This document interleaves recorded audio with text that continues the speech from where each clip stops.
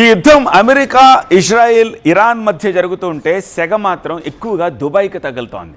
నిన్న మొన్నటి వరకు ప్రపంచ పర్యాటనానికి కేర్ ఆఫ్ అడ్రస్గా, ఆర్థిక హబ్గా వెలిగిపోయిన దుబాయ్ ఇప్పుడు క్షిపణుల మోతతో, డ్రోన్ల అటాక్లతోటి వణికిపోతోంది.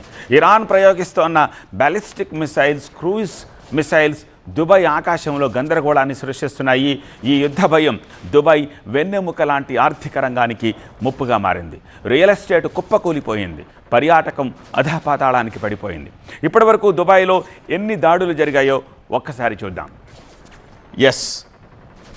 ఆల్రైట్, ఇప్పటి వరకు 500+ బ్యాలిస్టిక్ మిసైళ్ల దాడులు జరిగాయి దుబాయ్ మీద. అలాగే 15+ క్రూయిజ్ మిసైల్ దాడులు కూడా జరిగాయి. ఇరాన్ చేసింది ఇవన్నీ కూడా. అలాగే 2000 డ్రోన్ దాడులు ఒక్క దుబాయ్ మీద జరిగాయి.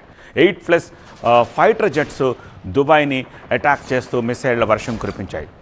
అలానే 10,000 మంది విదేశీయులు దుబాయ్ని వీడారు. నష్టాలతో ఉద్యోగులను ఆయా కంపెనీలు తొలగిస్తున్నాయి. ఈ దాడుల భయంతో విదేశీ బ్యాంకుల కార్యాలయాలన్నీ కూడా క్లోజ్ అయిపోయాయి. యుద్ధం తొలి వారంలోనే 80% ఆల్రెడీ ప్రీ బుక్ చేసుకున్న బుకింగ్స్ అన్నీ కూడా రద్దు చేసుకున్నారు. పెద్ద హోటల్స్లో కూడా సగానికి పైగా ఈ బుకింగ్స్ అన్నీ పడిపోయాయి. క్లబ్లు, ప్రీమియం వేదికల్లో 70% వ్యాపారం తగ్గిపోయింది. విమానాశ్రయం మూసివేతతోటి నిమిషానికి 9 కోట్ల నష్టం వాటిల్లుతోంది. ప్రతిరోజు వేల విమానాలు రద్దు చేస్తున్నారు లేదా దారి మళ్లిస్తున్నారు.